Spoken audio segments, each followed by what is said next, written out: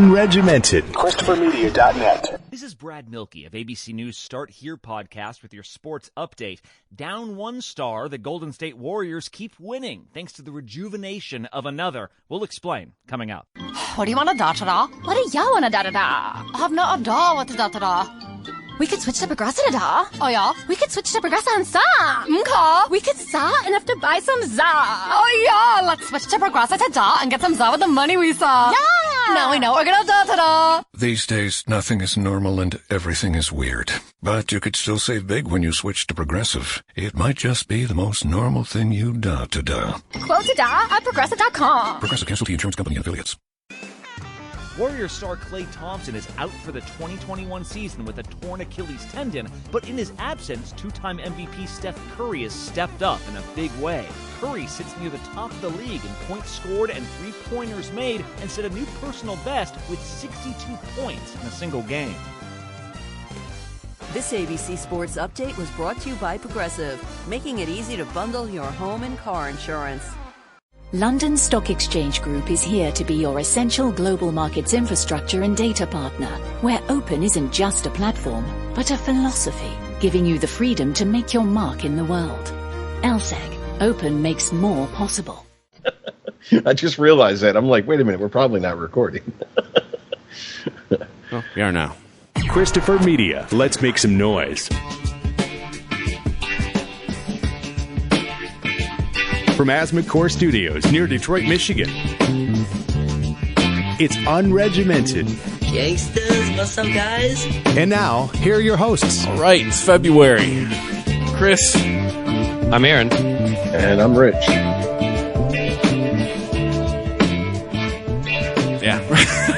that's no, I thought you were enjoying the song. Yeah. I thought it was like... What's it?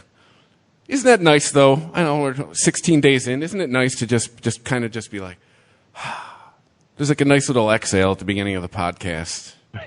Well, I mean, we don't even have to mention the name. I won't even name. Everyone knows what we're talking about. Could we just we could legitimately go through a whole podcast, still refer to them, but just start the process of cleansing it, right? Because we got the impeachment coming up. We're going to have a ton more news. Oh, yeah, There's going to be stories trickling in of him, like, what's he doing? Somebody snapped a picture of him in a bathrobe somewhere. Yeah, the media's got to be loving this. Up. The media has to be loving this next week. It's going to be good for ratings. I saw something like cable news ratings are down like 44% in the last 2 weeks. So I'm sure cable news is ready for this coming week. Yeah, well, I'm curious, down from where? Down from everything that's been happening over the election and everything, or down from where it usually is this time of year? Down overall. Down after 5 years of them being up since Trump announced he was running. The Hill covered. You're talking about the numbers in general across the board, yes. Or are we talking about just Fox News? We're talking about across the board. Okay. Yeah. Fox is really hit because Well, Fox is down the least. Surprisingly. Well, Fox is really hit because they're losing a good chunk of their base who are now going off and being with, Orange Man bad. That's their new god and leader. How big that chunk is, I don't know, but I think it's a scary chunk for them because that was their future, right? Their current audience is dying, and they're banking on these rabid Trump followers who are in that 20 to 30-year-old range. They need to hang on to every single one of that demographic that they can. Well, not only that, but I mean, the numbers come out, and I guess I'll break the fucking spell. Trump fucking lost the most voters. Damn it. with younger people and people 65 and older, and the biggest demographic he lost, as far as percentage-wise, was white males. So it's like, isn't old angry white guys, young angry white guys? You can't hold on to those two. If you're a guy like him, you're not getting reelected. Well, he lost the same way Hillary lost, and he lost the same way Mitt Romney lost. He lost the same. He lost the suburbs. Well, here's the problem: Fox created this monster, propped him up, propped up his followers, stoked the fires, got them all worked up, and then when we have the election and he loses, they go, well, Biden is projected to be the new president-elect, they dared to try to be objective news people for a second. Baby Huey throws a shit fit, gets on TV, and works up all these motherfuckers. And they're like, well, fuck Fox News. Fox News is fake news now. Yeah. And like somewhere you heard, like, coming from the coastal parts of the country, distant clapping going, we've been trying to tell you that. The problem is they think everything's fake. The only thing they think is real is QAnon and what their fucking God Emperor on Earth tells them. They can watch that 3-hour My Pillow documentary on OAN. And there's just a part part of me that wants to watch that. I got at least cause. First of all, 3 hours? Yeah. Dude, get it out you make pillows, okay? You ain't that interesting. Sorry. It's called absolute proof, Rich. You're a 3-hour doc is you're preaching to the choir, right? You're not converting a single soul with a 3-hour documentary. There's not a person who's like, well, I'm kind of ambivalent on this whole thing, but let me sit down and see what this. After 3 hours, I'm gonna be like, I don't give a fuck about any of this shit. This is all nonsense. It just clouds your brain even more. Like a more effective thing would be a 20-minute piece that was like straight to the point and had bullet points and everything and stuff that people could ingest and turn around and spit back out at their, at their family dinners or over at Super Bowl parties. Yeah, a 3-hour doc. I'm not worried about that because you just fucked yourself. This is not like the movie JFK or something, where the first half there's so many theories being thrown around that you think, oh my God, this movie's spiraling out of control, and that's where the pivotal scene where Donald Sutherland meets with Jim Garrison, Mr. X meets with Jim Garrison, and he like resets the movie and goes, "You're chasing your tail. You're chasing loose ends. It doesn't matter. What matters is why." The who pulled the trigger from where is just the sexy shit for the crowd. You need to find out why. You need to trace where the money. Basically, follow the money. I mean, this is basically what it comes down to. When the money and power, right? When there's a conspiracy or a coup. Well, I'd highly doubt this documentary is going to have a road to Damascus, come to Jesus moment where it's going to go, okay, we've thrown all these QAnon shits out. Now let's say what we really think. They're probably just going to throw everything at the fucking wall, and that's why it's 3 hours. But I want to talk about Fox News a little bit. And if we follow the money on Fox News, it's actually kind of interesting. So On the Media did like practically their whole episode this weekend on Fox News and their recent controversy. They let Lou Dobbs go. And they said it was all part of their programming plan. A day after he was on TV spouting lies. Yeah, sure was. And if you follow the money with HBO, so initially, with HBO, I'm sorry, with Fox, we started hearing a lot of stories about pushback against advertisers, right? So Trump would say something outrageous, Maria Bartiromo would repeat it, and then people would hit up Charmin or whoever's advertising on her program and say, do you want to support this type of programming? And we did see an actual effect. We saw Tucker Carlson, we saw Laura Ingraham. They all lost a big chunk of advertisers. Who came back? Well, here's the thing about that. They just put their advertisements on different shows for a while, right? It's virtue signaling. Fox kept the money, and I'm sure they probably even shuffled some stuff around and go, hey, Tucker, we're going to pull some ads, but don't worry about it. We got a plan to put them back in rotation, and in the meantime, we're still getting the money for them, so we're just going to, funnel a little bit over because if you fuck with revenue, don't make it all work. If actual revenue goes away, you're done. If any actual revenue would have went away, that would have been it for Tucker Carlson and Lauren Ingraham. So that's like The second part, then, if we follow the money and what's effective on getting a message through to Fox, if we want to, and I don't know why you'd be interested in this, but if you did want to affect change and you wanted to, try and get the crazier people off of Fox and have it be more of a legit, actual news organization, then you could do that through lawsuits. That's very effective. We've seen that. Dominion and what's the other? There's another one. These guys are, they are dropping $1 billion lawsuits on these companies, and whether Fox thinks that it's going to be actually liable for billions and billions of dollars doesn't matter. What matters is the millions and millions of dollars that they will definitely have to pay lawyers, court costs, have this all drag out in the news, all the bad press. So it's actually much easier for them to just kill that. Well, that's why Lou Dodds got fired. Lou Dodds was named in that suit, that Smartmatic suit. So yeah, actual revenue was threatened. Would not let See ya. He was number one in his time slot. And we saw this was even effective with OAN.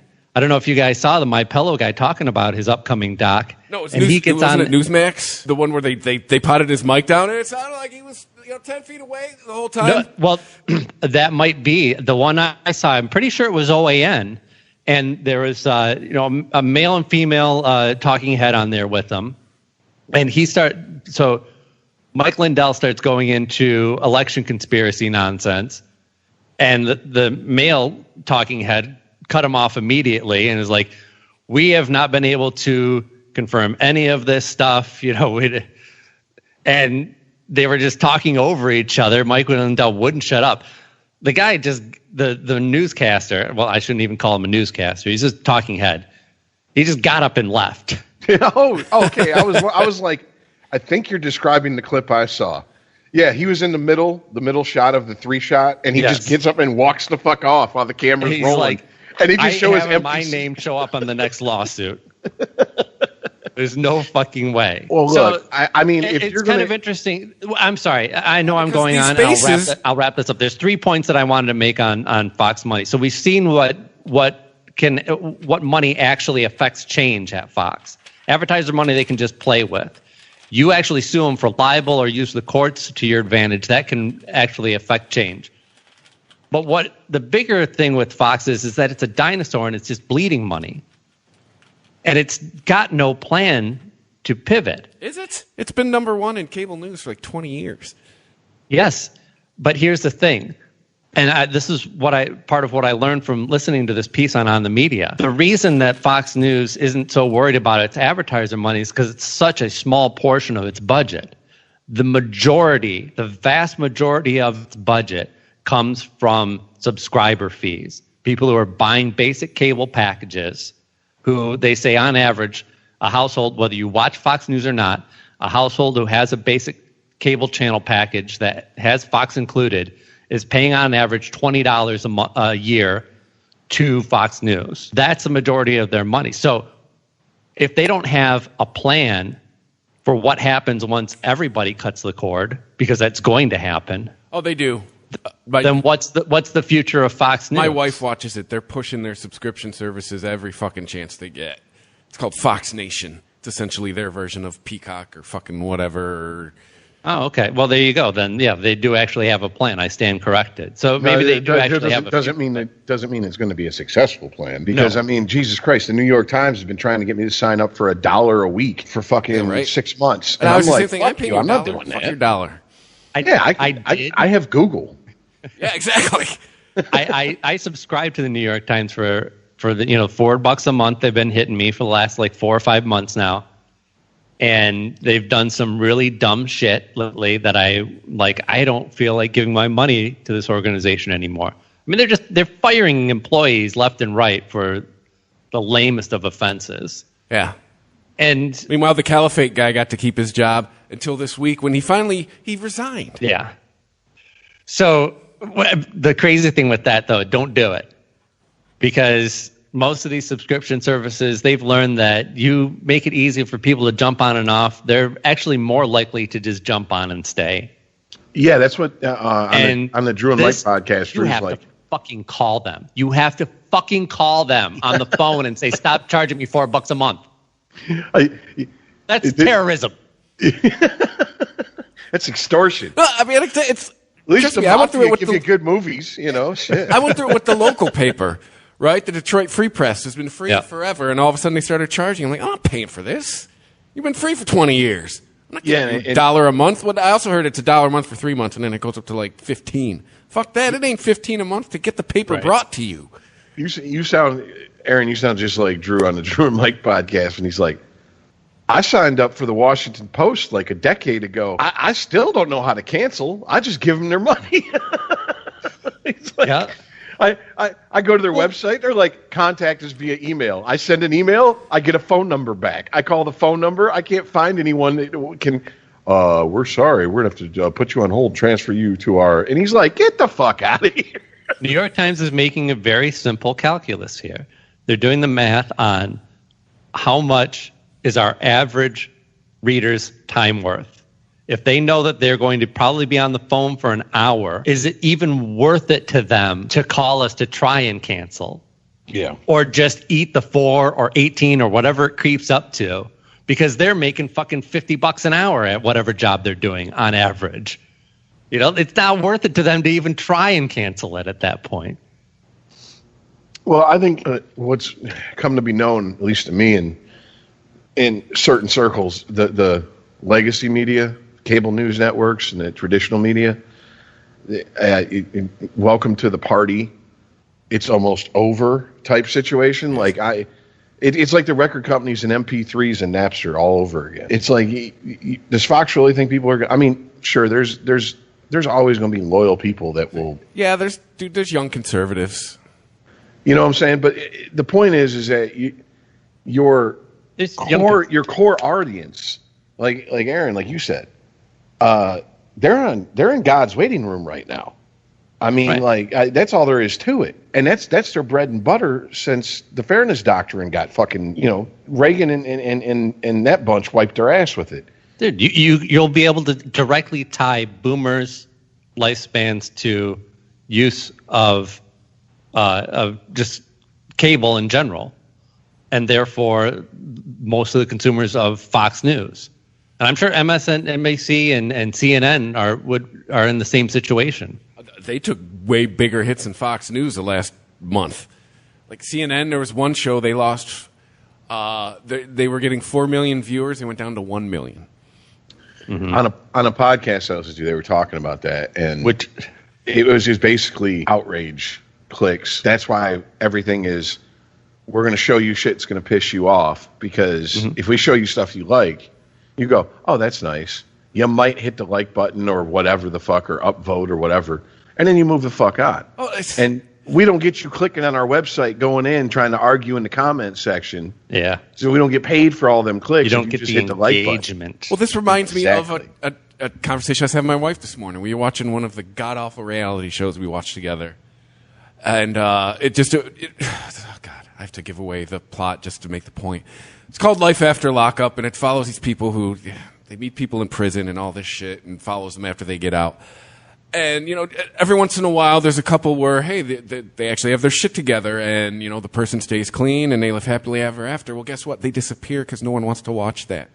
They want to watch the person that goes back to rehab 9 fucking times. You know what I'm saying? Like, nobody wants to watch, hey, everything's cool, I fixed my life, and we're happy. Great, get off the fucking show. Yeah, Matt Taibbi's talked about it quite a bit on The Rising when he's been a guest on there, about this is what the media does now. You get hired in and they tell you, this is the company line, this is what you write. And it's more important that people have a reaction, even if it's a negative reaction, than no reaction. And if you're not willing to write that way, and you're not willing to be hyperbolic and bombastic and stir the shit pot, you don't have a job. That's how come he walked away from fucking mainstream media. And what happens to your paper is you end up your audience loses confidence in you, because you have no position now, because you're constantly changing your position based on how much outrage can be measured on social media. New York Times, perfect example. Yes, exactly. 10 years ago, one of the most revered publications in the world, not just this country, the world. Now, in my opinion, they're a fucking joke.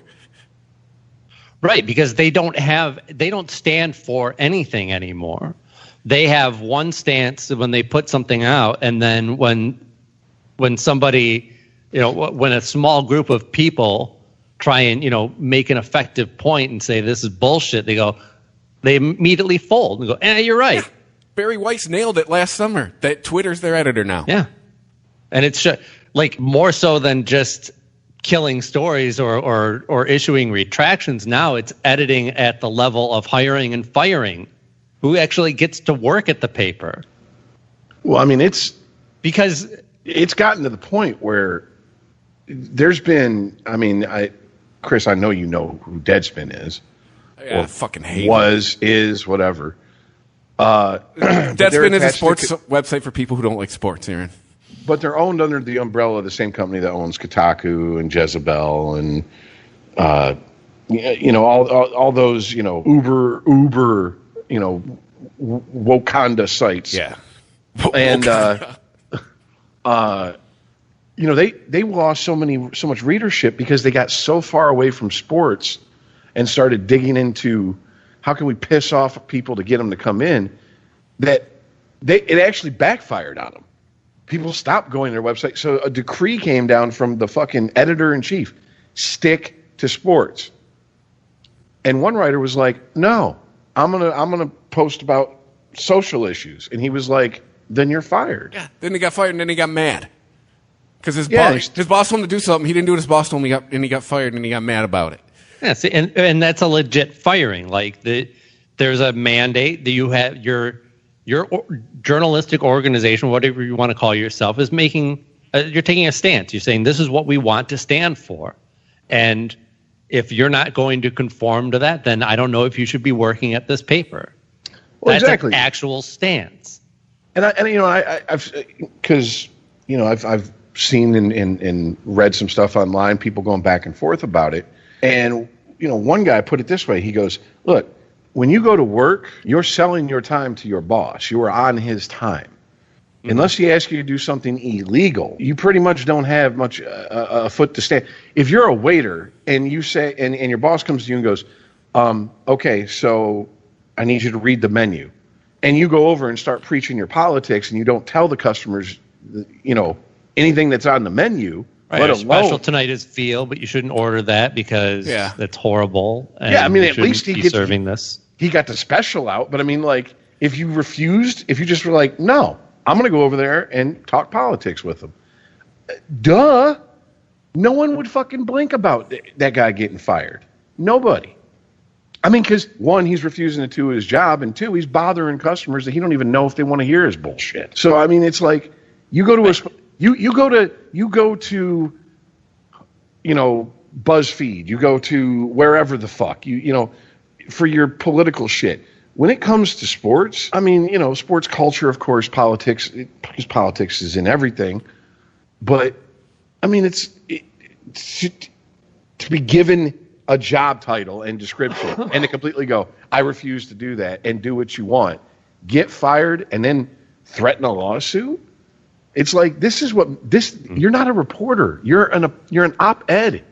Well, I think we're entering a more dangerous phase of this, though, because what we saw during the Trump era was the media, they were like the dog that actually caught the car. And they didn't even know what to do with themselves for a while there. They were like, all of a sudden, everyone's paying attention, and we can put out as many Trump stories as we want, and people just have an endless appetite for all of this nonsense, right? And I don't think it was intentional, but they created something of Trump that they imbued him with qualities that he didn't have prior to his big battle with the media, right? Because now Trump stands for something. Trump is the guy who's going up against media, the people who a certain part of this population thinks has been lying to him this entire time. Yeah, I was saying that to my wife this you morning. help create a villain. Now they're taking an active role, though. This is why I say it's more dangerous. They are now taking an active role because the Trump vacuum has caused them to go out and look at Boebert and MTJ or MTG and any other wackadoodle who doesn't deserve all this coverage.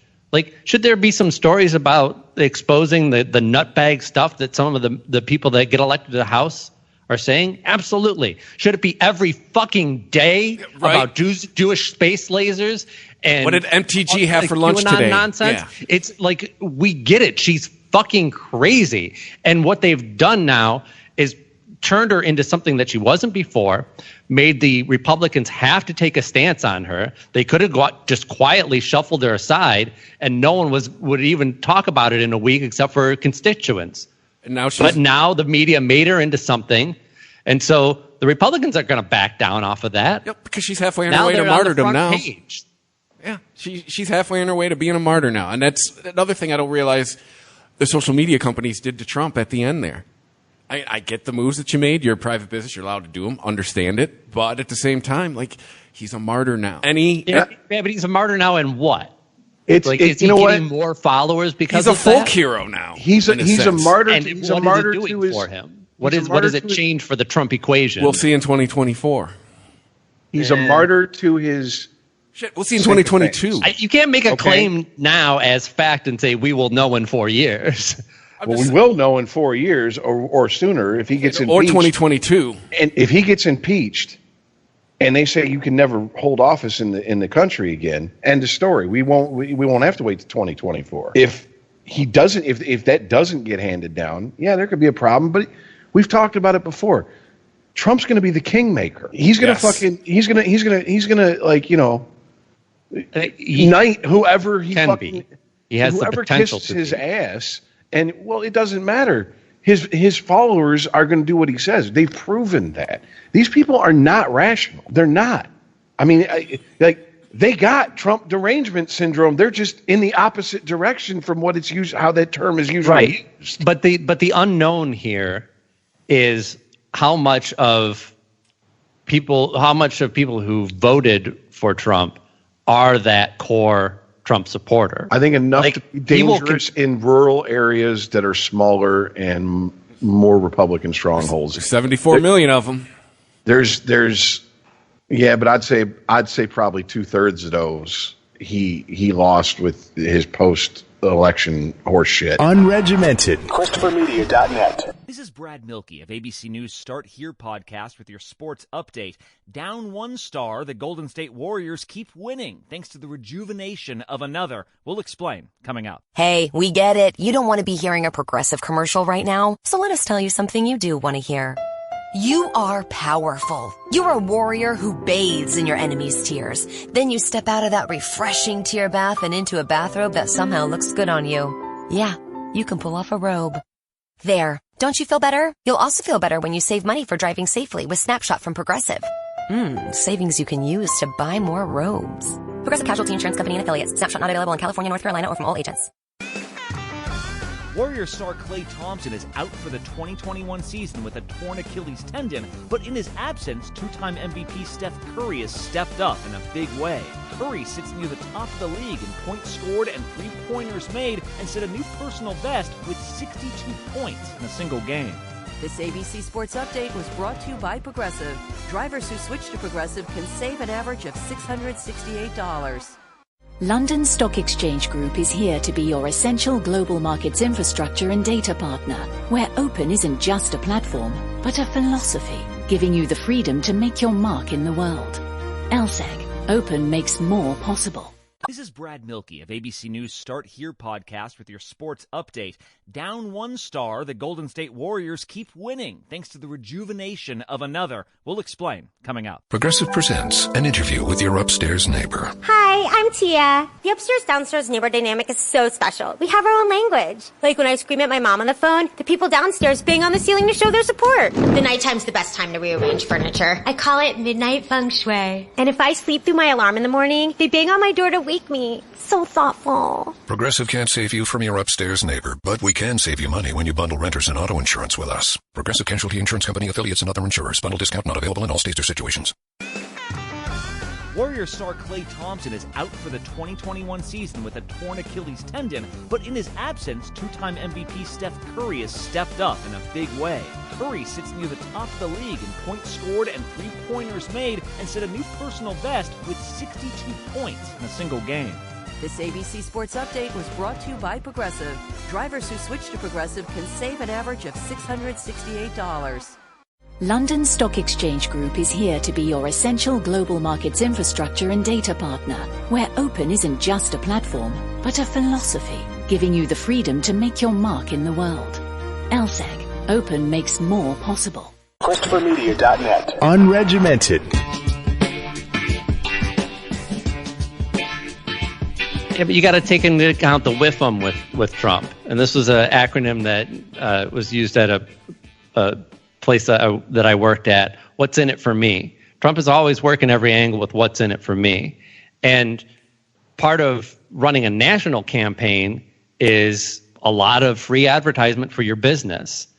If Trump's real goal is accruing power, I agree with you. Those are smart plays. Start local. Get the local wackadoodles into as many of those as you can into the House and start stacking it with your people. But Trump has no incentive to do that long play because it wouldn't enrich him now.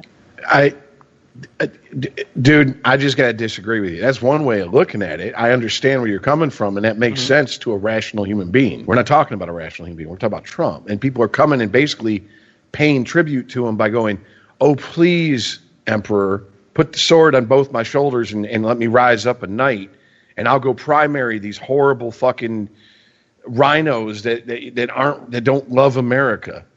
And I mean, you get a small enough congressional district in the middle of nowhere, that could possibly happen. Do I think it's going to happen to the point where it's going to be a big enough deal to where he's going to be a power unto himself? No. But it'll stroke his ego, and I think he's proven. How old is that fucker? 76, 77? He's had a lifetime to prove that it's, like you just said, it's all about him. What can you do for me? They can stroke his ego. I mean, people go, well, that's reductionist and simplistic. We're talking about Trump. Yeah. Well, there's another factor to this, though. Bullshit. He ain't that smart. Trump could do a lot of things with a little bit of support from a strong Republican Party. Now, if we get in the near future or anytime soon a strong Republican Party is yet to be seen, right? They're currently not in power, so that's an obvious thing that they are not strong right now. But they don't show any signs of future potential strength either because they have no message right now. They ran with no message in the last election, and even now they can't decide whether they want to censure Liz Cheney or Marjorie Taylor Greene. They're running around like chickens with their head cut off because they don't know actually who are their core constituents, who are the people who are going to follow Trump no matter what. Like, these are all things that are TBD. So I'm not disagreeing with either of your guys' premise.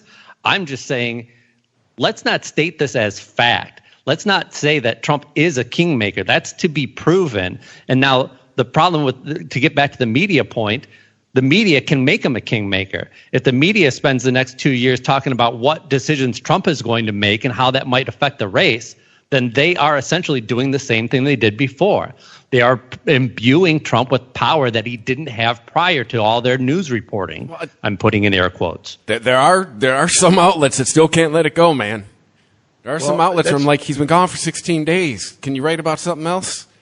Well, I mean, I said it when Trump was elected, and I'm saying it now.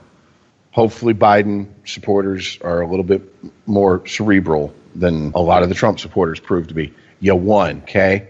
Just like when Trump beat Hillary and his supporters kept for years talking about that stupid cunt.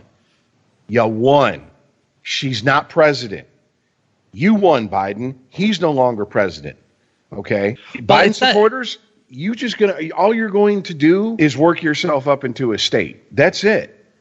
Because and believe me, at this point, all of Trump supporters are looking for you to have a meltdown because that, like a vampire needs blood to survive, your misery makes them thrive. So you are giving them what they want. So if being a petulant fucking 5-year-old in a grown adult's body is that important to you, please go ahead and continue to do the shit you do. You will look like an asshole. You will be dismissed by most of fucking rational thinking people, and we'll move the fuck on. Because seriously, in 2018, when Trump was stumping for fucking the midterm elections and people are chanting, lock her up, we laughed our asses off on this show about it. Rightfully so. If I swear to God in 2020 or 2022, if Biden's fucking stumping for people and they're still fucking talking about Trump. Searching to lock him up? Seriously, guys. If it's such a horrible time in American history, if it's the worst time in American history, the most racist, sexist, homophobic, transphobic, everything time, why the fuck do we want to dwell on it and sit here and wallow in it. Right. It's not a binary thing that I'm talking about. I'm not saying like you shouldn't cover Trump.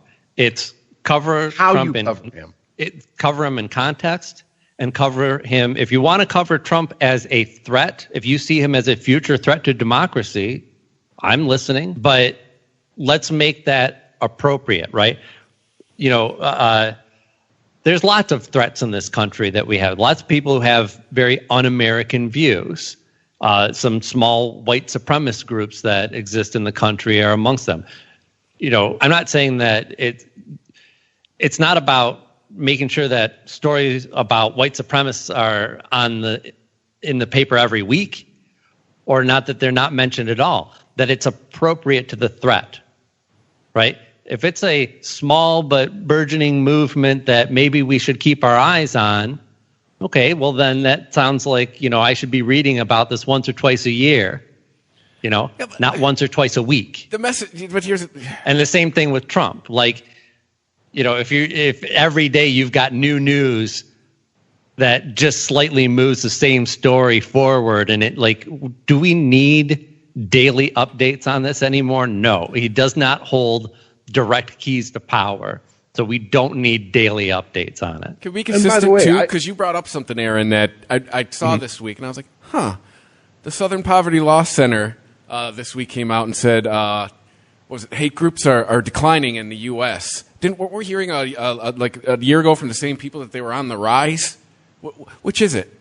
It's because the color tide changed in 1 year, and now everything. Well, it's funny that the Southern Law Poverty Center and the FBI are going in different directions on this. They have different views of the threats in this country. First of all, you got to take into consideration that, I mean, Jesus Christ, the United States government declared juggalos a dangerous, violent gang. That's true. Okay, all right. I'm like, it is a fact. I was just explaining juggalos to my youngest the other day, and I was like, I've met all kinds of different groups, cliques all over the Detroit area.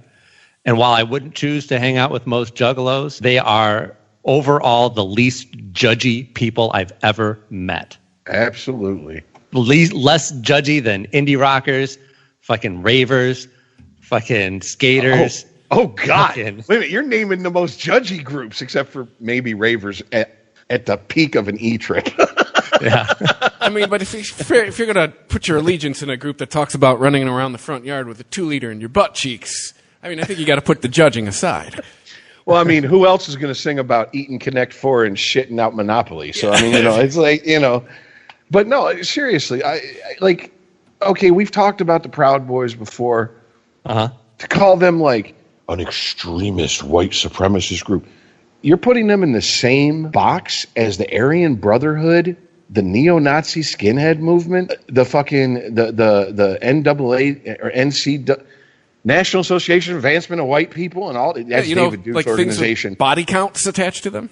Yeah, I'm like, these guys are fucking LARPing. They get tattoos, and their initiation is get into a circle, and they punch you while you name your favorite cereal, and like a bunch of random shit. It's like frat boys. I kind of think of the outsiders, like frat boys who are right wing. So, like, I guess, like, if you've ever seen the movie PCU, David Spade's frat. And it's they're just disaffected youth, and I'm using that. I mean, I know that they're not youth per se, but they are man babies. They're disaffected youth. They have no direction, no prospect.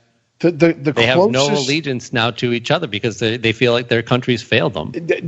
Well, I mean, to get down to brass tacks, the closest thing I've heard to even out of their mouths that could even like be I don't know, framed as white supremacy is they're like, yeah, some cultures are better than others. Yeah, and by the way, just because one culture is better than another in one area doesn't mean it's superior in a separate area.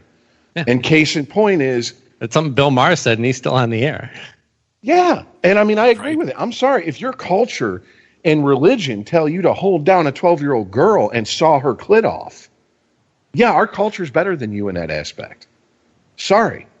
American culture, where we don't do that, is better than wherever the fuck you came from where you think that's normal. Sorry, in that aspect. And if you got a problem with it, I don't know, stop doing the shit that elicits that response. It's not everybody's else's job to look the other way just because you cloak yourself in the fucking under the guise of culture and religion. We don't let Christians get away with it anymore. Fuck the Muslims, fuck the Jews, fuck the Buddhists, fuck all of y'all. None of y'all are going to mutilate people and get away with it. That's the argument I heard put forth by one of them, and I was like, I agree with that. And then he went on some Trump support and then basically just dick riding Trump, and I was like, and that's where we separate. There's other cultures have better healthcare systems than us, have better other education systems. Damn, China don't even fucking put as many people in prison as we do. Now, granted, they probably just kill them. It saves money, right? But right. I mean, this is kind of an opinion too, right? But it's still fact to say that there are differences between the culture. Like America excels at personal freedom in general and sucks at public education, and China is the exact opposite of that. Right? Yeah, and that's why I've been saying, it's like now when Bill give me a choice. I'm still going to pick America because I figure with personal freedom you have more choices to get a proper education than you do under a tyrannical system like China's. Man, I don't know. I'm with you, but like China over America, give me America. But I saw this show on Netflix, World's Toughest Prisons. I'm thinking I'm about to see some shit, right? They go over to like Greenland. Them fuckers are living in they got TVs, internet, blah, blah, blah, blah, blah. And they're in there for life for murder. I'm like, they have a kitchen. They cook. The guards don't bother them. And you know what? Violence is almost unheard of. And these are prisoners locked up together in a dormitory situation with their own private rooms. You know what I'm saying? There's a British lawmaker that was getting laughed at because he was saying that he wanted to give free weed to prisoners. So they should just get as much weed as they could fucking smoke. Why not? And yeah, we talked about it on the Weedsman. And I admit, at first I thought, no, that sounds like a bad idea. But if you actually think it through properly and you do it as literally flooding the market with cannabis so that, if you portion it out, then people are going to be trading it and stockpiling it. And now you've got a commodity that people are going to be fighting over. No, that you have wasn't to just brought in by somebody's booty hole. It was illegally brought in. Yeah, which is kind of makes it even more dangerous because then people will be jacking other people for their stash. Right. Hey, Rich. But yeah, I'm with you. Do you think Greenland has a society and a media and lawmakers that tell all their citizens that they're victims? That would be my question. I don't know because the one guy who was they really talked to that was in there for murder. He committed it when he was in his teenage years. He looked to be in his mid to late 20s now. And he seemed remorseful, genuinely remorseful, but it seemed like he came, you know what I'm saying? They were like, well, why did you do it? And he's like, well, I did have a rough childhood and I was, abused at home, but that didn't give me the right to take another man's life. Yeah. You think anyone you ever hear saying that? Oh, God, no. All you ever hear in prison and in county even, fucking probably your local fucking drunk tank is, I never had a chance. My mommy and daddy didn't love me, and blah, blah, blah. It's like, yeah, we get it, man. You probably didn't have the best life if you ended up in a fucking on the main line in a prison upstate and somewhere. Great. Life is what you make of it. Tiffany Haddish is an orphan from the hood. She's a fucking, she's a ubiquitous comedy star. Dude, I've told you guys about the podcast and the YouTube channels and stuff of these guys who did 10, 15 years. Supermax, federal prisons, 1 hour a fucking week they get out of their cell. And the only people they see is the guards for their entire fucking stay. They get out, they start YouTube channels, and they're like, you think it's cool? You think you want to go to prison because you're going to get your stripes and make your bones? Let me tell you what prison's really like. And my ass still hurts. I've been out for 3 years. Well, there's one brother, I don't think anyone's busting them cheeks. He's a big boy, John Coffey. He was the cheek buster? Oh, yeah. He's like John Coffey from the Green Mile big. He's a big boy. But, I mean, it can be done, but let's be honest, in America, I don't know what happens in other countries when you get released from prison, but in America, That's a stain that's on your record for life, unless you can. You got money, or you know somebody that can get it expunged. But we also shelter it as, we also call it, like we also say we're reforming people, and really we're just housing them like animals, like literal animals. Well, no, that's the other thing. I mean, the guards in this episode of this show I watched, I think it was on Netflix. So if you want to check it out, do a search, World's Dangerous Prisons or something like that. They were like, we treat them with respect, and they treat us with respect. Okay, now, when you go, because the host, they treated him as if he was being checked in the first time. So he shows up, and he's like, I don't know, like 5'6". He's not a big guy. And they got this fucking, like, looks like some sort of genetic experiment of a guard standing there, like 6'9", 300 pounds. And he comes in, and they take off his shackles, and he shakes his hand. He goes, my name's so-and-so. And he goes, you shook my hand. Oh, by the way, this guy did time in prison in America for a crime he didn't commit before he started this documentary series. He goes, you shook my hand. He goes, I spent years in prison. I never had a guard even remotely show me any type of respect like that. He's like, we treat you with respect until you give us a reason not to. We find that works. If you've ever been to an American jail, that's not how we do it. We treat you like you're shit from the minute you walk in. Absolutely. They don't give an inch because they figure that these guys are going to, I'm sure that's what they tell them. Like, these guys are going to run all over you if you don't abuse them on a daily basis. It's kind of a self-fulfilling prophecy. Right. You treat someone like shit long enough, eventually they're going to just start acting like shit. Well, not even long enough. Like, you start off the relationship by treating them like shit, then that you've set the tone for that relationship. And look, once again, going on vacation. I mean, but we're sitting. It's a punitive thing. I got you, man. But what do you still want? A relationship to be had. I'm using a broad term for relationship, but there is a relationship there. These are people that you're going to have to see every day. You essentially work with these people who are imprisoned. Exactly. And I was watching it with a buddy of mine, and he's more on the conservative side. And he was like, wow, that's shit. That looks like a hotel they're living in.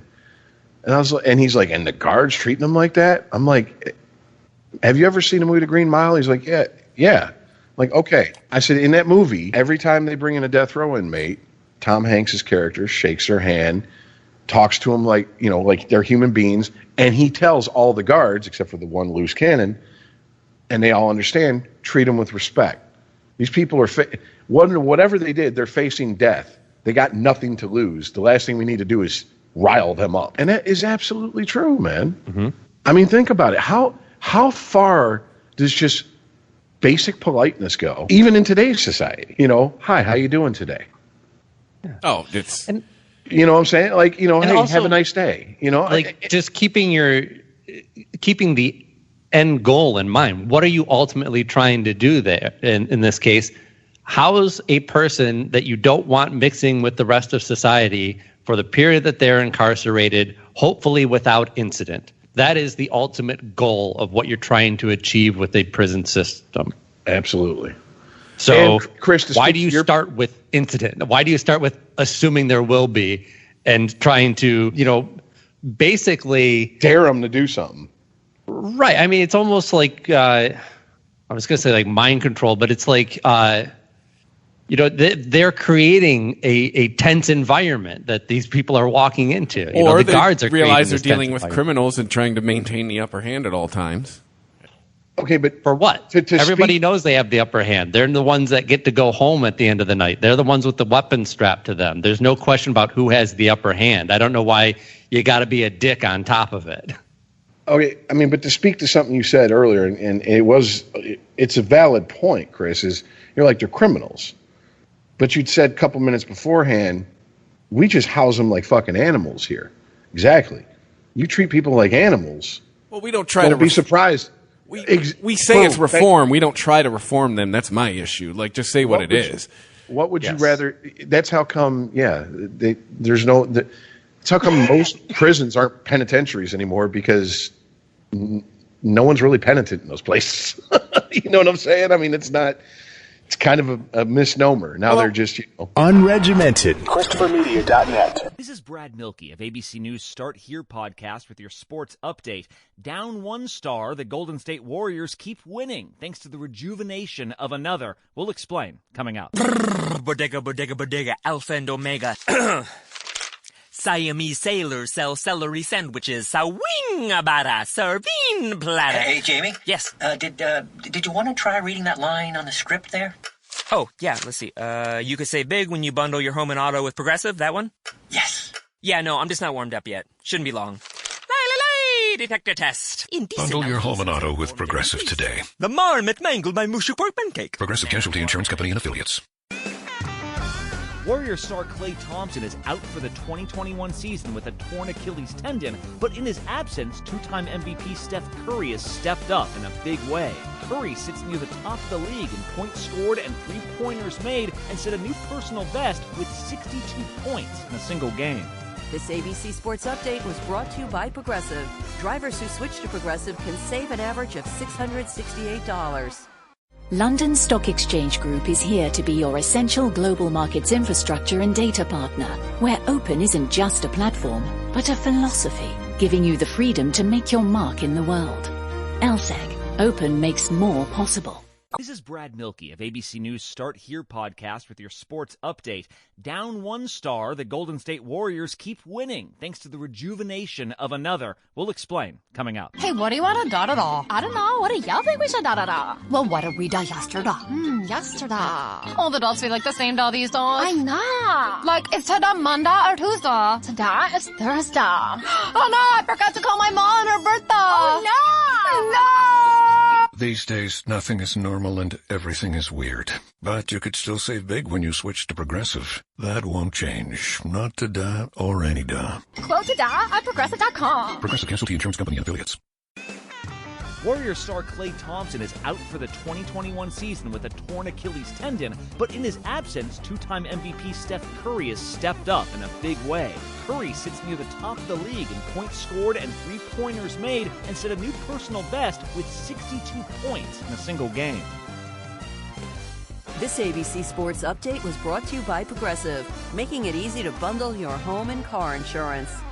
When we made our new McDonald's Spicy Chicken McNuggets, you were praise hands emoji. Then we ran out, and you were screaming tears emoji. Now they're back, so you can be grinning face with sweat emoji. Order ahead on the McDonald's app. Ba-da-ba-ba-ba. For a limited time at participating McDonald's. ChristopherMedia.net. Unregimented. Well, this is relevant to the discussion. Your guys' opinion. Biden signed an executive order that's allegedly going to end for-profit prisons. You think that even happens, or do you think some lobbyists get to some of their people in Congress, and that thing just quietly goes away? Well, until it's something other than a presidential decree, it's still completely toothless and only just momentary. You'd have to put together some real lasting legislation that could survive the courts. Yeah. To actually achieve anything lasting. So that's for the SJW crowd? And you got to understand, God, no. They'll fuck that up. No, I mean, just signing that, it was symbolic for the SJW crowd, I guess. Yes. Is what I'm saying. Well, here's where I see the problem is. Even if there are no more for-profit prisons, like you just said, it's got to go through the courts. You have to have judges that'll uphold it. There's judges that get paid for every person they put into a fucking... That's what I'm saying. Like, you know what I'm saying? A for-profit prison. It's just like, mandatory sentencing. There's judges who are stricter and don't give a fuck. And there's judges who are like, I'm not sending you to jail for 20 years for fucking half an ounce of weed. I don't care what the state law is. And I'm not saying... in appellate court. Like, for-profit prisons, I don't agree with. But let's keep in perspective how we got for-profit prisons. It was a response to a problem, and it was looked at as a quick solution. We were looking at a perceived crime spree across America, and politicians wanted to do something about it. And you want a quick fix. You want a lot of prisons really quick. You hand it over to the private sector. Well, yeah. How do you think we got a coronavirus vaccine in less than a year? Private sector, baby. So this all goes hand in hand with, something that Biden was very much part of as well. Of, these 3 strikes you're out policy, these minimum mandatory sentencing, weighing all drugs the same. These go hand in hand with it was actually these policies that strengthened the need for more prisons on a rate that the federal government just wasn't going to do. They were like, if we want to accomplish this, we got to get a lot of prisons fast. And we got to show that, so that they can have their moment, right? Now they can go back to their hometown. Hey, look at this great prison that we built. We're treating people with respect and focused on reform. So maybe you've hit on something here. Maybe the private sector needs to be in the coronavirus vaccine distribution business as well. Like not only is this a meaningless gesture from Biden, but it's almost insulting because what he should really be talking about is a complete unraveling of a system that he helped put together. Yeah, it's like you built these prisons, dummy. You with your crime bill. Like boom. Yes. Thank you. Yes. Thank you. Yes. And his partner in crime, she's former state prosecutor. I mean, there's a beauty of a meme. The 2 of them are probably personally responsible for many prisons being built in this. Yeah, when she first started, we did a story on the Weedsman about how tough she was on pot. She threw so many people in jail for having a joint. There's a meme going around that's one of those mosaic pictures where they make one picture out of a bunch of small ones. I don't know if that's mosaic. I don't know whatever it's called. Point to listen. Thank you. And it's a picture of Hang 'em High Harris and everybody that she sentenced to prison for a nonviolent drug offense. And I'm just like, that's a lot of fucking people, man. That's a lot of people in that. It's a 3/4 body shot. And it's a rather big photo. And I'm just like, this is what I try to explain to younger people. Like, you don't understand. You sit here and talk about my rights being taken away. Like, in a lot of ways, you get away with a lot more shit these days than 30, 20 years ago.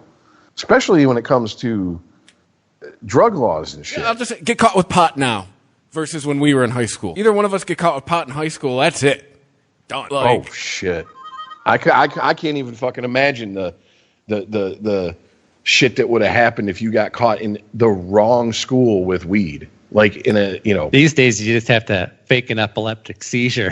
Right? It's not weed, it's CBD oil. Yeah. All right, leave me alone. But no, look, prisons are a necessary evil.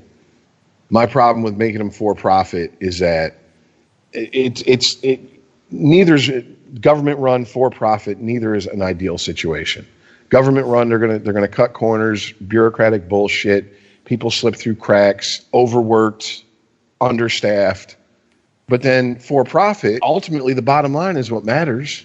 What happens is these people are just your widgets that you're moving around so you can collect a paycheck. You don't even look at them like humans. You look at it like storage. Right. And we let them out. We now have a person who's come into society who's been treated like that. That person's not going to have a good opinion of society and want to be a productive member. But the other side of this, Rich, is that it's not necessarily being for profit that makes the prisons bad. We have, when capitalism works really well, it works in conjunction with a strong government that knows where to put the guardrails. And we can do that with prisons. We set laws for these prisons. We set the guardrails for how private prisons operate. So we can make it profitable, but still within reason and not driven by how many people you get into the prison, but more so, make it an incentive base. You get paid more when people come out of your prison and get jobs and start paying taxes and start participating in society. That's what the incentive is. So it's not so much that it's bad because it's for profit. It's for profit based on number of people. You get more money if you get more people into the building. That's where the profit comes from. So the government has the power to keep that all in check and reposition the guardrails so that it does work. my concern is, I understand. The other quick point that I want to make is just because you go private doesn't mean you solve any of these issues. Well, I like the idea of incentives for after release, because if the incentive is no violence, well, you can juke the you can juke the stats. I mean, that's let's be honest. Anybody that puts on a uniform, that's probably one of the first things they learn once they get on the job is how to fucking fudge the paperwork. Yeah, but a murder rate is a stat that's a little harder to juke. It's possible. Murder in prison isn't as common as Oz would have you think. But I mean, there's other crimes. If you try and work the numbers, you're going to get caught pretty quick because the rest of society is going to find out that you're letting dangerous criminals out on the street. Well, Aaron, I think it's going to hit the headlines real quick. Until it's more profitable for your way, Aaron, the other way is going to rule the roost. Well, it's not just that. It's a mentality that is completely ingrained. Well, whatever way is more profitable is going to, because you've handed it over to the private market, and that's what the private market does. It's a mentality. There's a mentality that's completely ingrained in the prison guard system. And I mean, I think it was HBO back, I don't know, I think 20 years ago, I had a documentary, and they recorded audio only talking to a warden, and he's sitting there extolling the virtues of prison rape as a way to keep the population in line. He's like, well, if you would turn that camera on, I'd say, of course I'm against it. But off the record, can't make babies?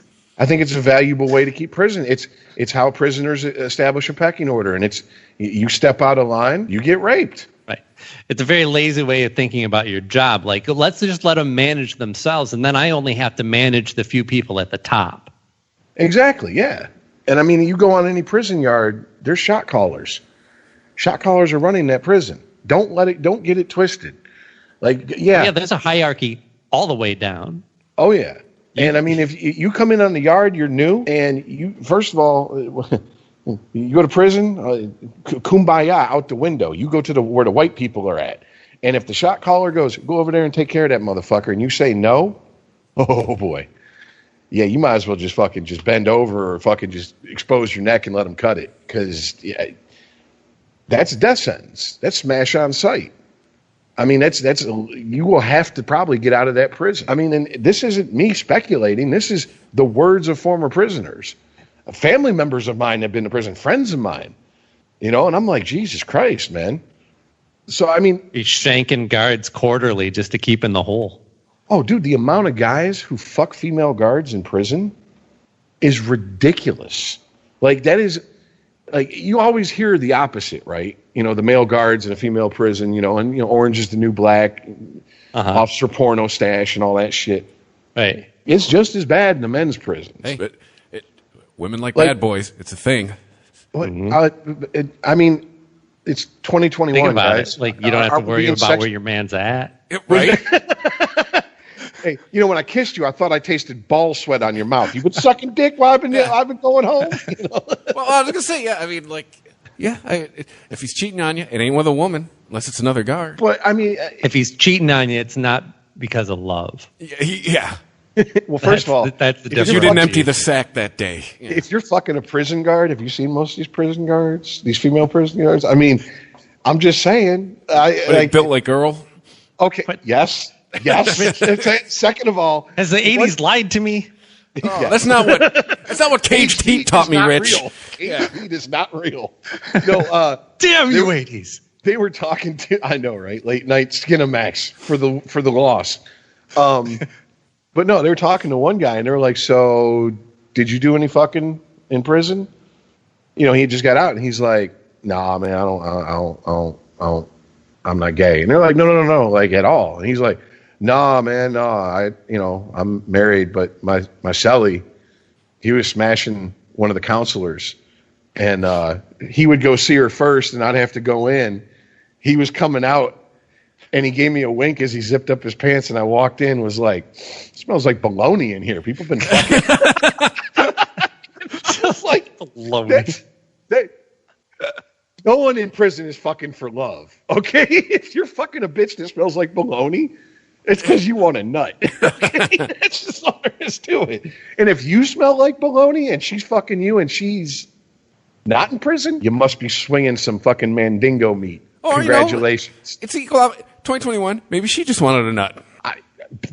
You're a chick. You can get off work, true. go to a bar, and find somebody who's probably cleaner than a prisoner. Yeah, I forget what comedian it was, but yeah, if you're a woman, all you have to do is just show interest. Oh, seriously. Go to a bar at 1:45 and just be like, "Hey, I'd like to have some sex tonight," and just take your pick. Whereas a guy, yeah, you can't do that. But now that was Chris Rock. It sounds like something Chris Rock would say. We sit here and we talk about this stuff. They just put out a sign, open for business. There's what, like around estimated between like 2.5, 3 million people in prison, not jail, prison in this country. So we're not even including people who are doing less than a year that are in county. And all the shit that comes with it. Why have if Biden and Harris are all about, first of all, there's no such thing as social justice. You don't need social in front of the word justice. There's just justice, period. End of story. Same as, it's reverse racism. It's just racism. Yeah. Good old American racism. Doesn't matter who it comes from. It's racism. But if they're so worried about doing this, why have they not addressed any of that? They've addressed other things. Why is there no talk of what are we going to do about all these people sitting in prison for a plant that's now, what is it? Right. 37 states legal medically and 16 for recreation? I was thinking the same thing, Rich, because all the stuff that we've talked about applies to people who are guilty, right? They're guilty and they're spending many years in jail, and I still believe that they should be treated with respect and that we should have a system that's not, terrorizing them in some way. But it's then compounded by the fact that we know that there's people, obviously, no system's going to be perfect. So there's people that are innocent in this system as well. And we started this conversation by talking about how many people went unnecessarily to jail at the hands of Kamala Harris and Joe Biden. Here's your chance to make it right. And that hasn't changed, and it doesn't just stop with cannabis. So I think what we don't think about, we think of the population of imprisoned people as all guilty. And we don't even stop to think about how much of that percentage is not guilty, or if it was up to you, would you send them to jail for their offense?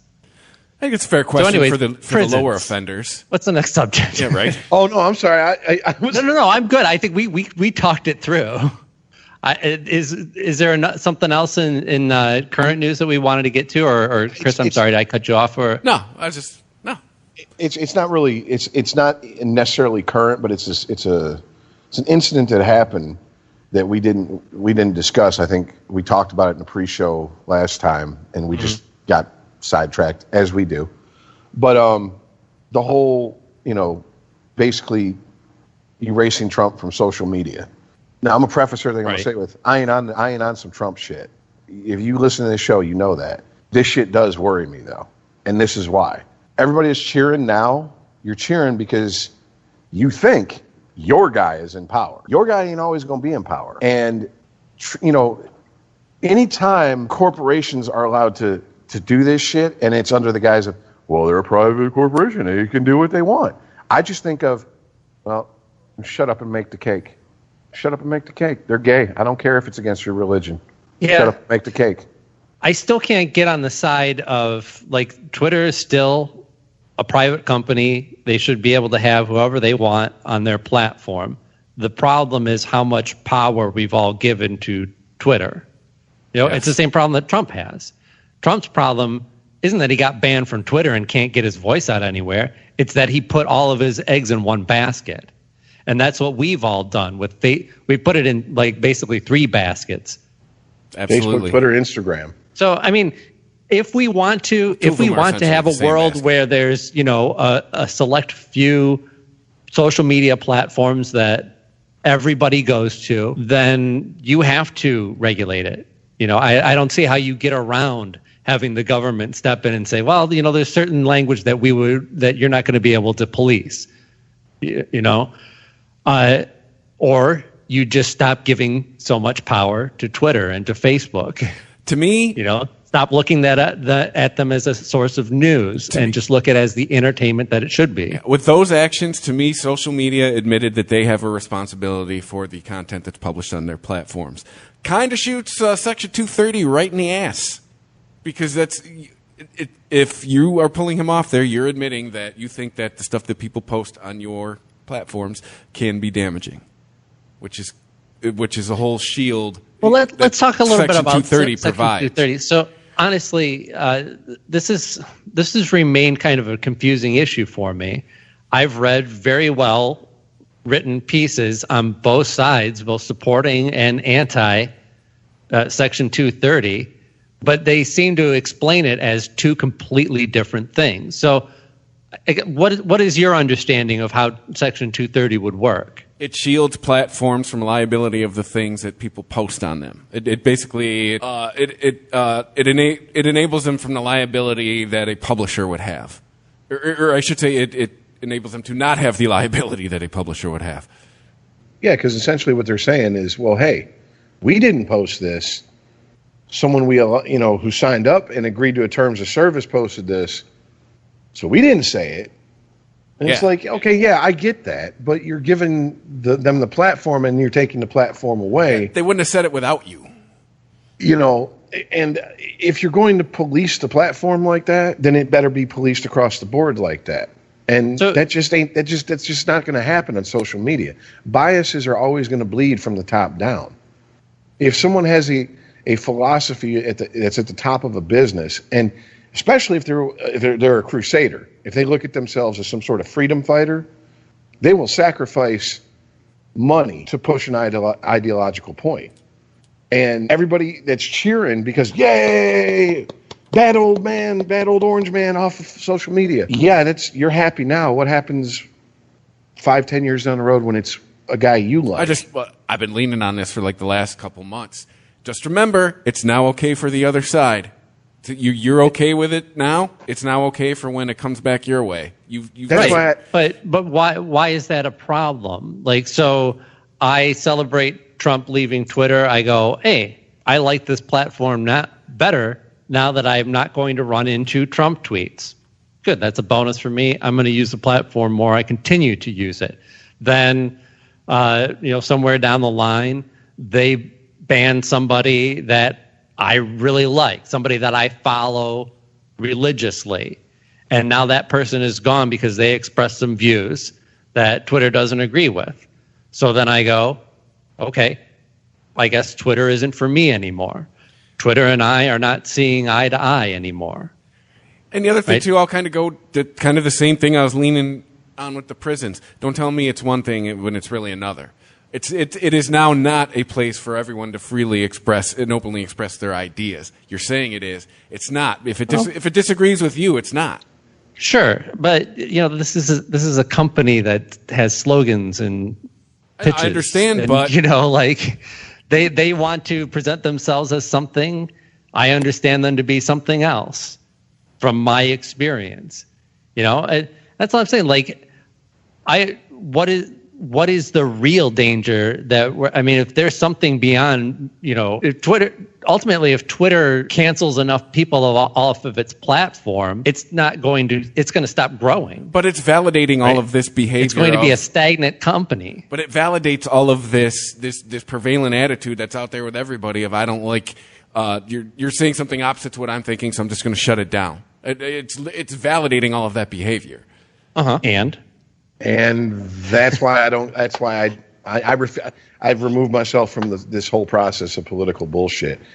It doesn't matter, dude. It doesn't matter. As long as your guy is in, as long as you're hearing what you want to hear and being fucking catered to, you don't care what happens to anybody else, especially people you don't like. And that's bullshit. That's not how equality and equity and all these buzzwords that get thrown around work. And I'm fucking sick of fucking people trying to fit a square fucking peg in a fucking round hole with this bullshit. The square peg is equality and the round hole is Twitter. Like, why are we trying to make Twitter the bastion of saying what should or shouldn't be? I don't know. Why did Twitter throw its hat into the middle of the political ring and start fucking Twitter's the one who did it. People that they disagreed with philosophically and ideologically? You can't open the door and then bitch when someone walks in. And that's what they fucking did. Right, but my problem is not that they banned them. My problem is 5-10 years down the road, it's going to go in the opposite direction. And the people who fucking get the axe then are shown the door then, if they're the liberal extremists, well, they're just going to throw shit fits just like the fucking right is. And we're right back where we fucking were a decade ago. Okay, but where I'm not following you is like, so your own experience, Twitter does some stuff that you think this is bullshit, and so you stop using it, right? Why is that still a problem then? You have the choice. It's not like Twitter is the only place to get certain pieces of information, so that if you choose not to be on Twitter, you're just going to be completely out of the loop. And then what happens? People go to other social media platforms. Yes. They get labeled as, they've been taken over by white supremacists. So now you can't even download the app to get on the social media platform because someone threw a blanket label over an entire group of people, which we all know you can't do that. One black person doesn't mean every black person that's a criminal doesn't mean every black person's a criminal. One person that stands up and says, we need necktie parties back and start up a posse doesn't mean every white person wants to lynch black people. That's the problem here. Doesn't mean every conservative is a nut job. All right? It's not just this is my fucking hey, your ball, your house, your rules. I get that. I don't want to play by your rules, and I don't want to play this game. I'm going to go over to Joey's house. And then they burn down Joey's house and go, now what? Twitter's not burning down anybody else's platform. You think these guys in fucking Silicon Valley aren't all fucking talking to each other and fucking calling and do me a favor, take that fucking Parler shit off of fucking this. Yeah. And here, cloak it in, they're full of white supremacists. That's just a buzzword that we could throw out. And boom, people just, sure, we don't care. Get rid of them. They don't even look to see if it's true. I think that even if that did happen, it wouldn't even be a measurable effect. It did happen. What do you mean if it did? It did happen. They took Parler off of... the circumstances that you describe, Rich, okay, if we're to take your story as truth, that's what I'm saying. We know what happened with Parler and Twitter. Okay, I'm saying if it happened the way that you are saying that it happened, it wouldn't even be measurable because Apple had and Google had enough incentive for their public exposure to make that move on their own. Why'd they make the move at the exact same fucking time? Because they didn't like what Parler was doing. They didn't want to have people come to them and say, why are you putting on your platform? So what are you arguing with me for? Because all I'm saying is they coordinate. You're telling me the business executives don't talk to each other, Aaron? What are you arguing with me about this for? I'm arguing with you because I'm agreeing with what you're laying out. I don't see how this equates to any sort of action other than choosing to or not to participate on any social media platform. What is the solution for this? Is there should the government be involved in this? Are we just resigned to the fact that there's just going to be 3 or 4 social media platforms that take over the whole world, and the governments just do their best to keep them reined in? Probably at a time, yeah. Or that's what we're looking at. Or do we just decide that we don't need to be why do we need to be on a platform that fucking millions and millions and billions of people are on? What is the advantage of that? Why don't I just need to be on a platform that people that maybe I know some people or I have some interests with them? I guess. Look. Maybe because I look at social media and it's just purely junk food for the mind. I don't think I'm changing the world or changing anyone's minds online. Yeah. So I'm not arguing with anybody. I don't know. I don't know how deep the shit goes. I know that when bans start getting handed out, it sends a red flag up. Now, if it shouldn't, in your opinion, that's fine. I get that. I'm paranoid. Just because I'm paranoid doesn't mean that I'm not wrong. That I'm wrong. No, I choose whether I want to participate on Facebook or Twitter. Right? I've liked my experience more with Twitter than Facebook, so I pretty much shut Facebook out, and Twitter is all that I'm using. Well, the problem is Facebook and Twitter make a lot of choices for us that people who aren't even on them get caught up in. None of that prompts my choice on whether to participate. No, you got to. these aren't these monoliths that make decisions and it just affects the nation, right? People are choosing to give power to these organizations. Well, right now they have power. They influence things. And I think that is the rub. And they're trying to pretend they don't have this giant influence. And they very much do. One of the biggest things that I don't think a lot of people understand, because he's a goofy looking fuck and he's a tech guy, is that, oh shit, brain fart. Who runs fucking Facebook? Come on, Zuckerberg. Man. Thank you, Zuckerberg.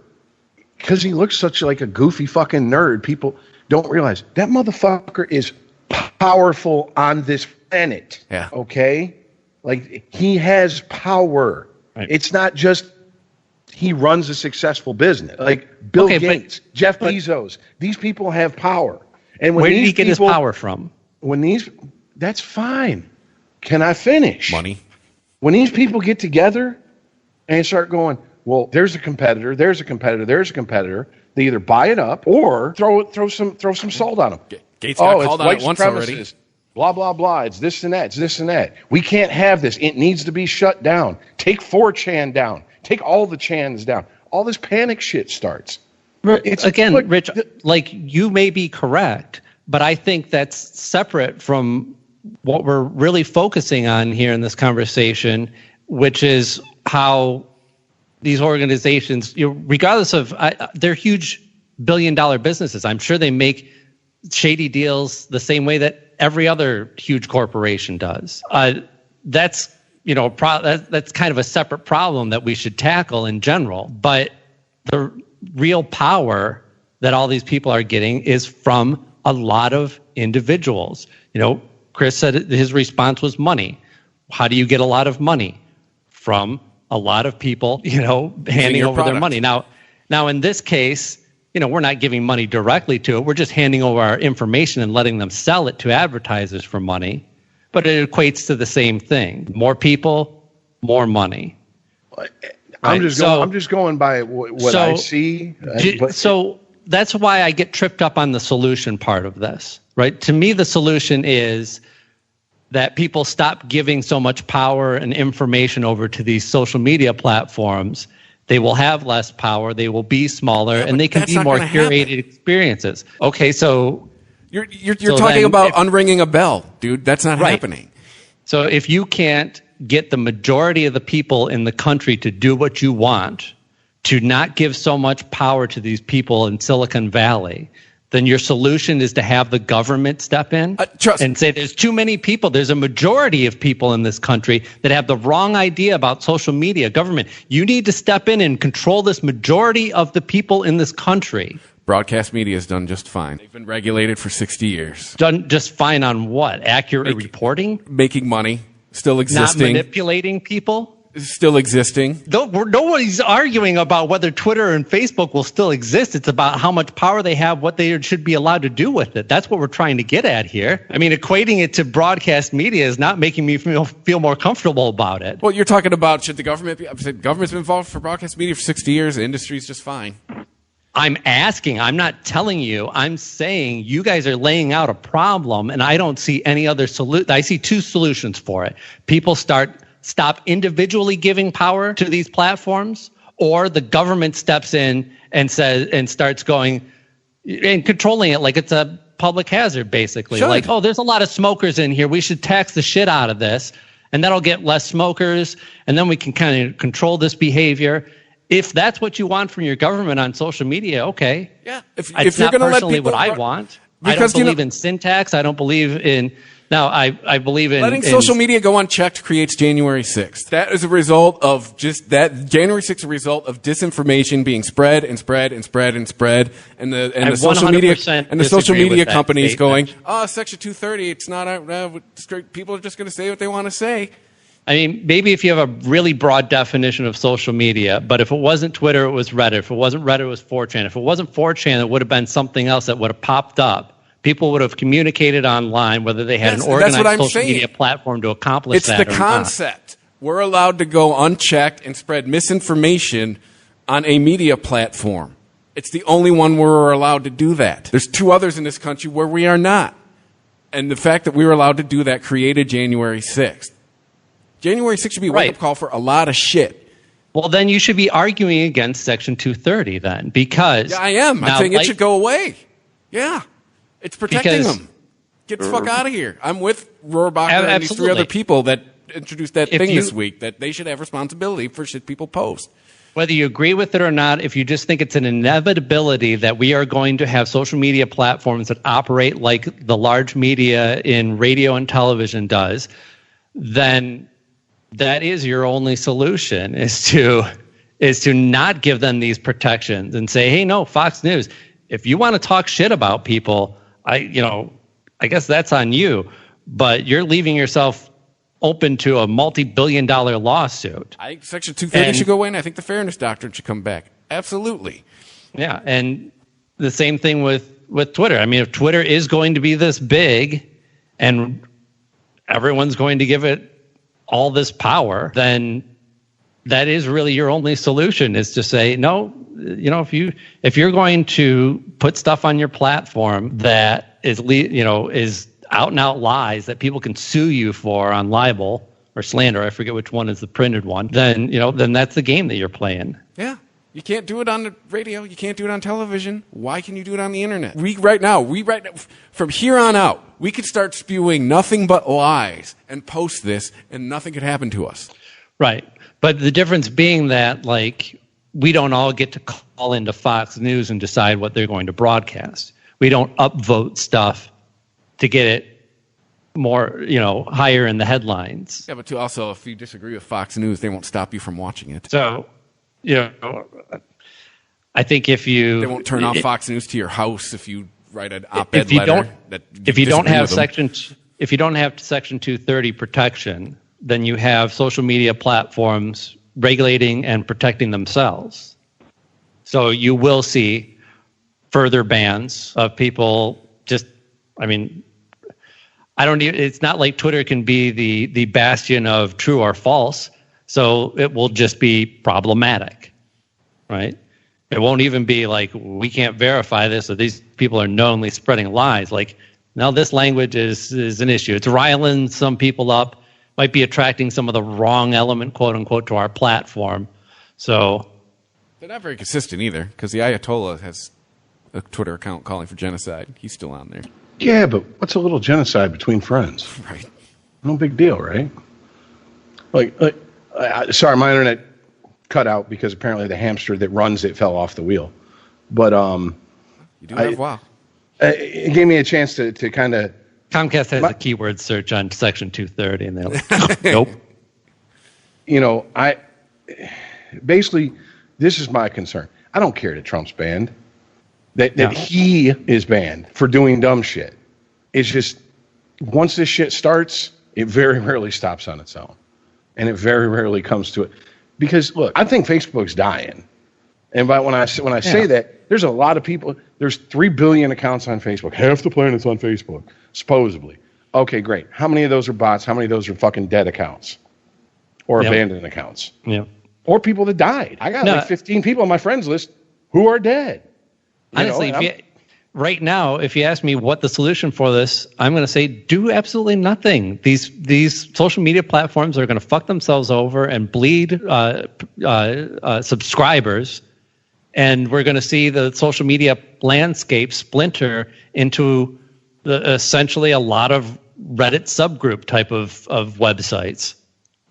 And maybe that's not a bad thing. I don't think it is. I've come to realize people want to tribe up, and if they don't have anything to distinguish themselves from the crowd and put them or put themselves among the crowd and distinguish them, themselves in the crowd, they make up shit. Yeah. Well, tribe up is absolutely right, Rich. And what a platform like Twitter or Facebook allows them to do is tribe up at an unheard of level, to click that like button and be the 2 millionth person to do so. That can be an empowering feeling. Yeah, it's an it empowering can be a very feeling. comforting feeling. Look, I've liked a lot of stuff. I've liked a lot of shit that I might not thoroughly agree with, but I'm I'm so sick of this fucking asshole in the White House. And yeah, so what? I retweet something, and out of like 10,000 people, my retweet makes a fucking difference on it. But it made me feel like for a second, I'm not fucking crazy. You know, sometimes you watch am I going crazy? Is everybody looking at this shit wrong? Am I the only one seeing this? And sometimes if that's all you get out of social media, then that's fair, man. You just literally described an echo chamber. Yeah, but the thing is, it's to not live in the echo chamber.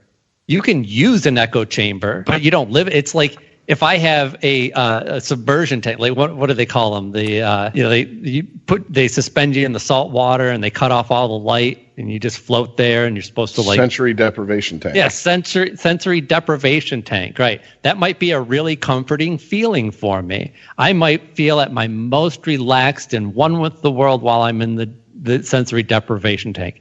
Does that mean I should spend all fucking day in the tank? If you're John Hurt, giving it so much power. That's why the only ultimate solution for this is to, on an individual basis, make the choice. Don't give social media power. I agree. Choose what information you give them. You are Choose how much you take to heart the information that you get from them. It's not going to happen, man. Okay, but then it's not. That's all you can do. You're fighting the masses. If you're telling me that people are too stupid and they're never going to get on this train, well, then the country's fucked. Welcome to 2021. Yeah. I mean, I ain't arguing with that statement. I can't. But I think it will happen, Chris. It won't happen in the way we're expecting it to. Everyone's going to have their own reason and come to in their own way as to how social media has failed them, and one by one they will come to it. Well, the problem is it disseminates information. Like you're pretty much saying, hey, a way of disseminating information that we've come up with, made part of our way of life for the last 30 years, just has to go away. It's not going to happen. I didn't say it was going to go away. I'm saying it being in the form of only having 3 forms of it. Only having 3 channels was at one time a thing. And now we have more. Well, I wish the person luck who's going to be the person that takes down Twitter or Facebook.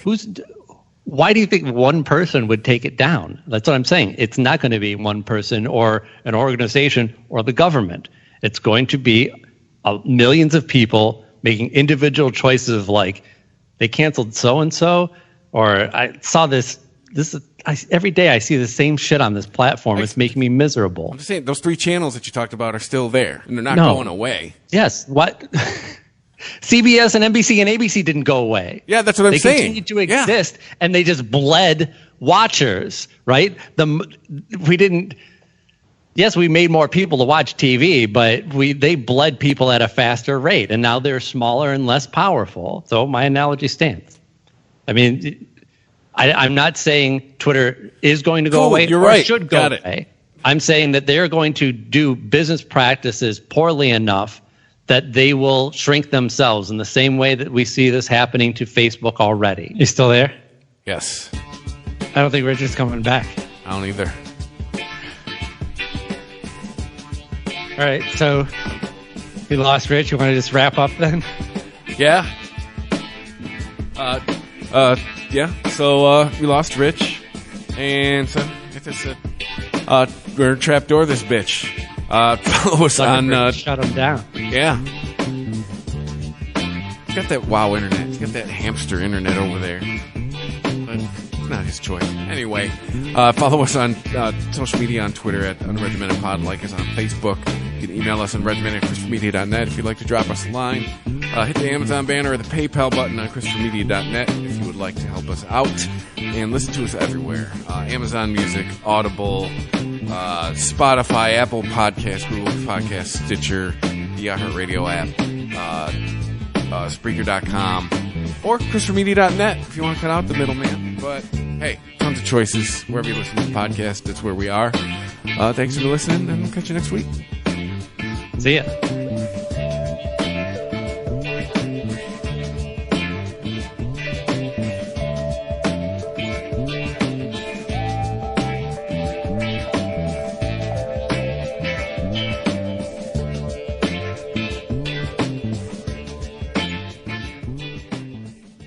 Brad Milkey of ABC News Start Here podcast with your sports update.